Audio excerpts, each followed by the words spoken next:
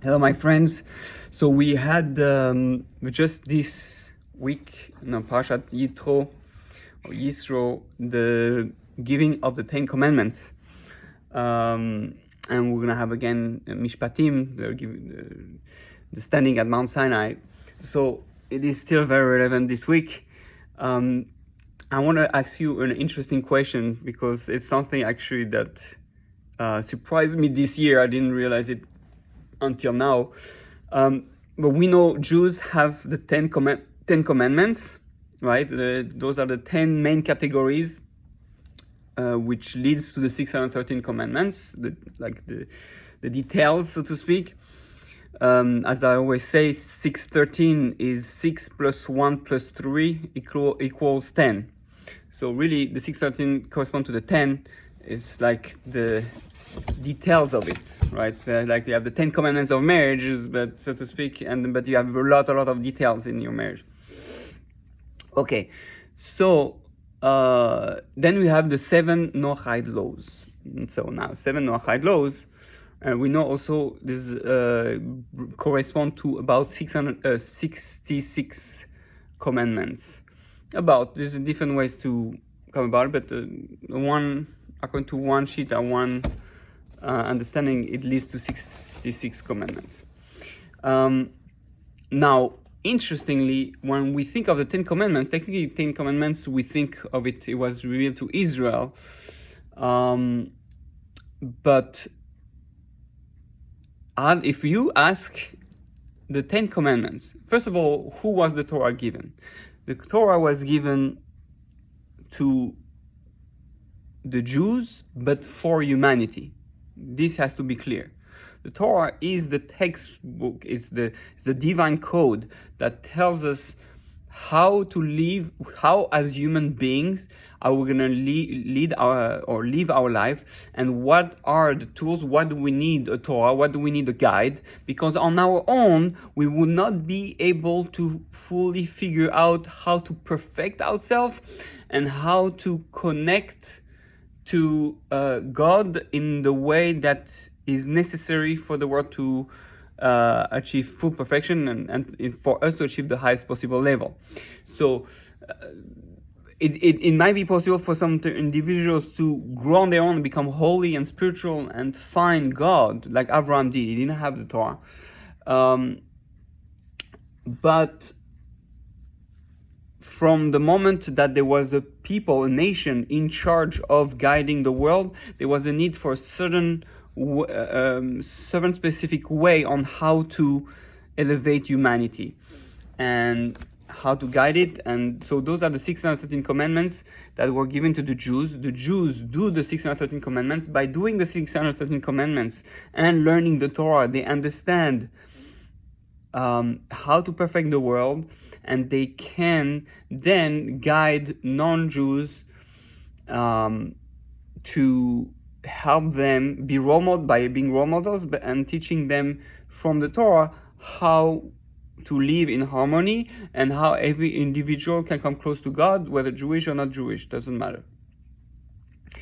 Now, we know we have the 7 Noachide laws, who were the 7 laws foundation given to technically Adam. 6 were given to Adam, an extra one at Noach. But from Noach and on, basically, was the 7 Noachide laws.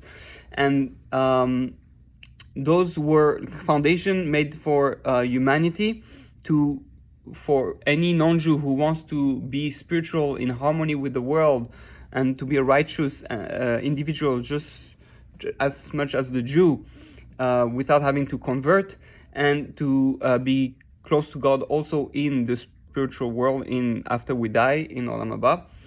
So those are the 7 Noachide laws. Now, if I would ask you, out of the 10 commandments, how many of the 10 commandments technically apply to non-Jews?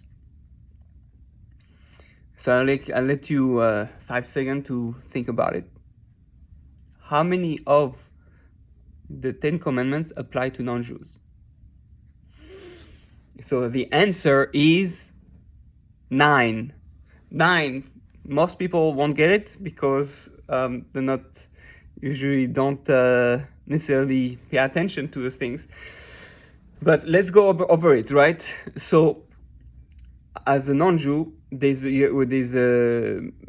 one has to believe in God and not to do idolatry. Those correspond to the first and the second of the Ten Commandments, to know that there's a God, mean that God created the world and that He runs the world, and no idolatry. So the two first of the Ten Commandments can correspond to the first one of the 7 mitzvot bnei noach. Then the second one, which is no blasphemy of God's name, correspond to the third of the 10 Commandments, which is don't say God's name in vain. They apply. Actually, I just learned also that. No, that doesn't change anything. So yeah, so one is not allowed to say God's name in vain, and no blasphemy of God's name. So that's basically the same. Then we have do not murder. So do not murder. We have. Then we have no adultery. Adultery also the same. Do not steal. Same thing. Make a system of justice. The non-Jews have to make number 6 is how to make a system of justice that applies to the 10 Commandments of don't. Well, I shouldn't say like that. That in the 10 Commandments where you have don't do false witness and don't bear false witnesses. Don't be a false witness. This applies to the making a system of justice, and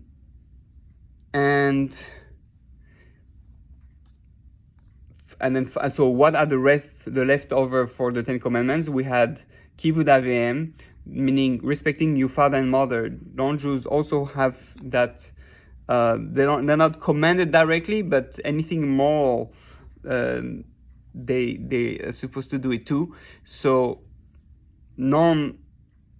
it goes through logic. So respecting one's parents, it goes the same, and don't envy your neighbors. Don't lo sachmod. So don't, whatever your neighbors have, you should not envy. You should not be jealous. This goes again in the moral laws. Jews, the Torah is responsible for the morality of the world, and this is included, therefore, also in the non-Jewish commandments. Do not eat.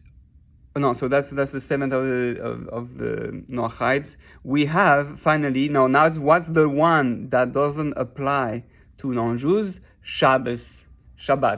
Shabbat is specifically for Jews. All the 9 others are included into the 7 commandments of the Noachites. But Shabbat, no. Shabbat is a gift given to the Jewish people, and because it represents the uniqueness of the Jewish people, it's given as a way to, if you're involved for 6 days in working on spirituality, you're given 1 day of rest from, because that there was a Jewish mission. The Jewish mission is to infuse the world with spirituality, and the physical world to receive the non-Jewish nation to receive that spirituality and use the physical world to receive it, right?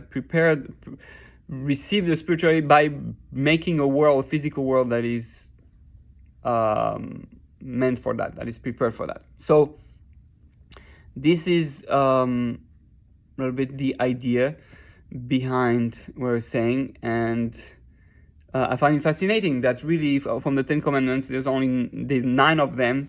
There's only 1 that doesn't apply to non-Jews, but 9 others apply. So that's something I think very significant that everybody should know. Now, something fascinating that we should add is that, again, Moshe was the one commanded to teach the Torah to all the nation, to push the nation to learn the 7 commandments. Also, we know that the Torah was translated into 70 languages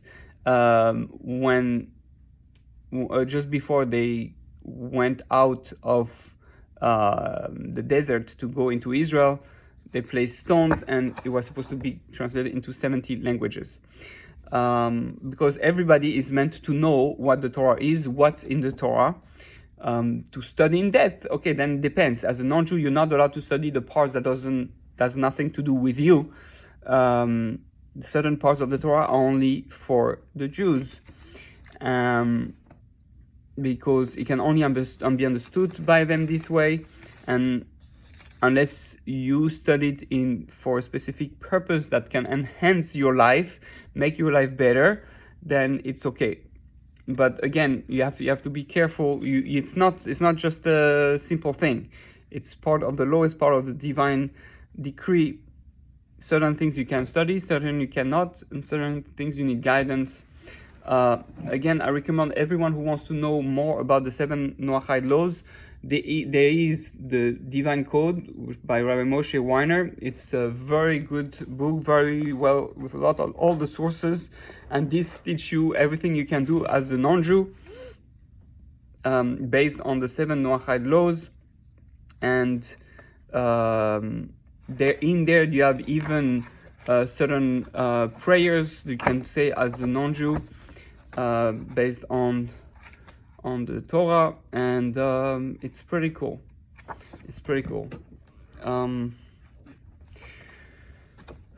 And the last thing that I would like to say is, interestingly, this week's Parasha was Yitro, right? So Yitro is fascinating because Yitro was a non-Jew. Not only he was a non-Jew, but he was a black non-Jew. African American. He was he was black, and that's so Moshe's father-in-law was black. Moshe's wife was black, which means that Moshe's children were, well, I suspect that Moshe was pretty dark skinned already, because they lived already in Egypt, and and that's in Israel, so it's in Africa, so therefore it is the way we are affected with pigmentation and all that. But Moshe's children were more black than white. They were like dark, very dark skinned, and which gives us a different perspective about when we look at the Jewish people. A lot of people think of white people, white skinned people, and the truth is, a lot of Jews are going to be surprised when Moshiach comes, how colorful we are. There's a lot of yellow Jews from Asia. There's a lot of Indian Jews from India, look like real Hindus, like real Chinese. You're gonna have thousands, if not millions, for sure hundreds of thousands of black Jews, and again from all over the world. It might be possible that the white Jews are gonna be in minority, but that's just like a color. It doesn't really matter. At the end, it's what's in the heart, what's in the soul.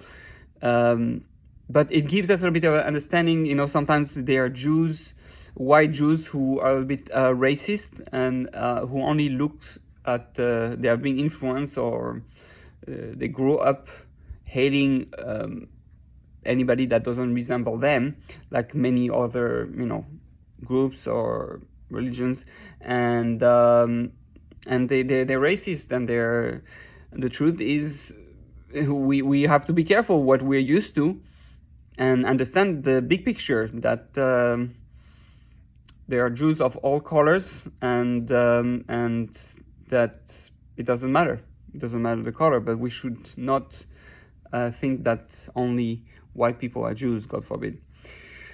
And so the beautiful part is that the Parasha, the name of the Torah portion that was given for the giving of the Torah is Yitro, the name of a non-Jew.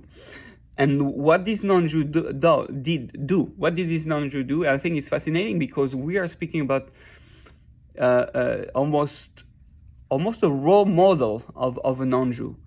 Who was Yitro? Yitro was someone who was a priest, a big priest, a very spiritual human being, and he went and tried all the Avodah Zarah. He was searching for the truth. He was looking, is this true, is this not true? He tried this idolatry and this religion and this sect and this, that, and he tried everything. And at the end, he says, all that, it's crap, it's not true. The only true religion is Judaism. That's the one that makes the most sense. I've tried. So it almost gives us a message, right? It's almost obvious. It gives us a message on you want to receive the Torah. You want to be close to God. You want to find God. God is saying, you want to be a righteous non-Jew, or you want to be Jewish, whatever it is. Both are great. If you want to connect to the Torah, if you want to connect to the truth, to God, you need to do your research. Your whole life depends on it. Your whole life after you die, your olam haba, the life of eternity depends on what you choose in life. We gotta wake up, because when we die, that's it, it's too late. There is a time limit. Mercy stops if we don't have mercy on ourselves, right? So we have to really start realizing that don't wait too late for the midlife crisis or end of life crisis where you're putting everything back into question. Question now. Do your research. What's this religion? What is religion? Why you do this? Let me try that. Maybe try that. Maybe this is better. Be always, follow your logic. Follow your heart. Follow what makes the most sense. What makes the world the best possible place.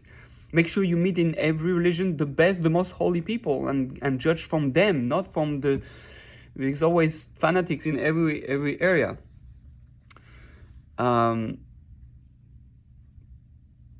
But be careful. According to the Torah, you're not allowed to start a new religion. So we have to be careful with everything that's out there. And it's part of the 7 Noachide laws, not to make a new religion. Even if it's the 7 Noachide laws, we have to know there's 7 Noachide laws given by God from Torah. That's what you have to follow. So I will push people to non-Jews who are looking for the truth to really have a PhD in in God, in religion, in finding the truth, to follow the 7 Noachide laws, which apply almost like in any society anyway, so as not to be, until you're 100% sure that the Torah is really from God and that the 7 Noachide laws are from God. I will advise to follow them anyway, since they make sense and they're natural. Most people would do it anyway. They're more moral. But yeah, do the effort to search. God is saying, you want to find me, you want to convert, you want to be close to me as a Jew or a non-Jew, it doesn't matter. Your name will be as great as the giving of the Torah if you search for truth. That's basically what it's saying. And Yitro, who had done all the idolatry in the world, all the sorcery, the thing that had in Egypt, everywhere, all that he had done.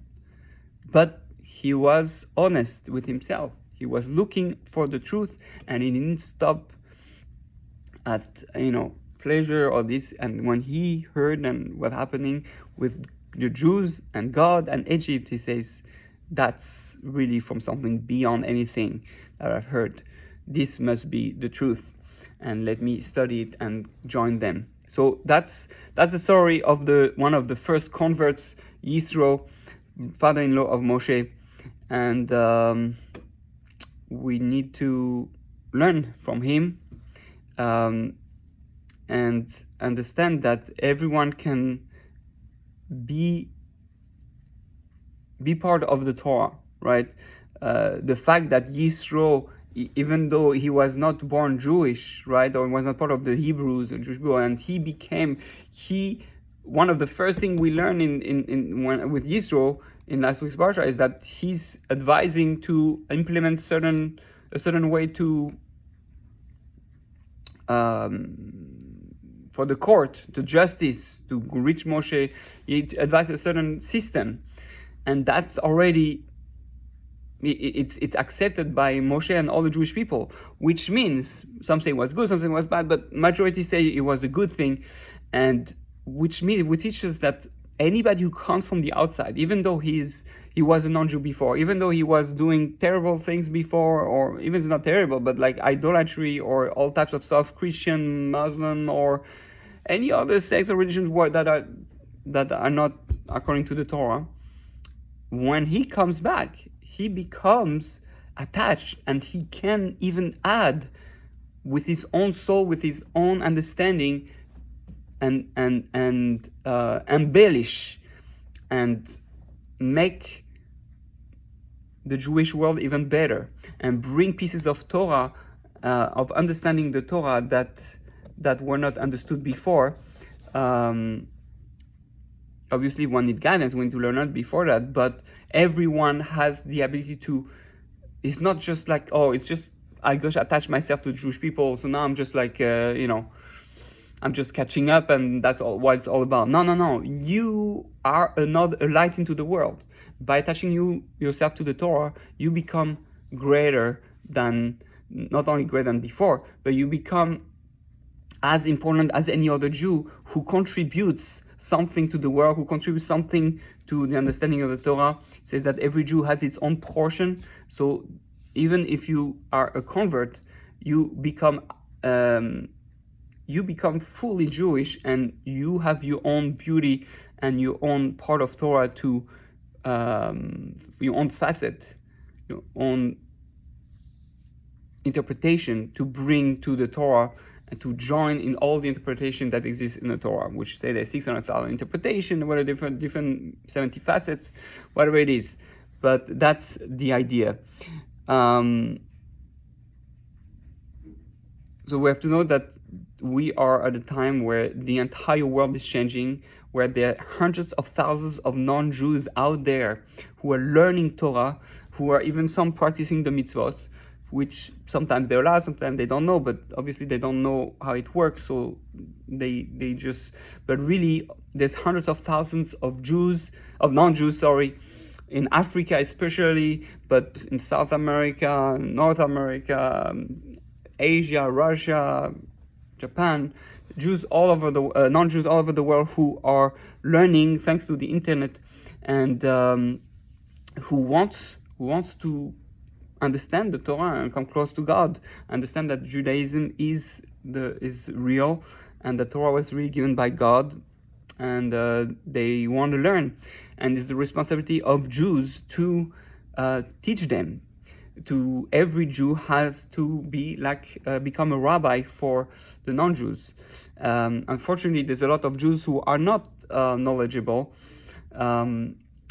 So a non-Jew has to make sure he finds a Jew that is knowledgeable in all the laws, and ask them for advice on how to fulfill the 7 commandments, and how to get close to God, how to pray, all that. There's not so many rabbis who are knowledgeable in that, but again, you have the divine code that you can use as a starting point. All the rabbis in there. There's the Ask Noach International thing. There's the rabbis online who also help.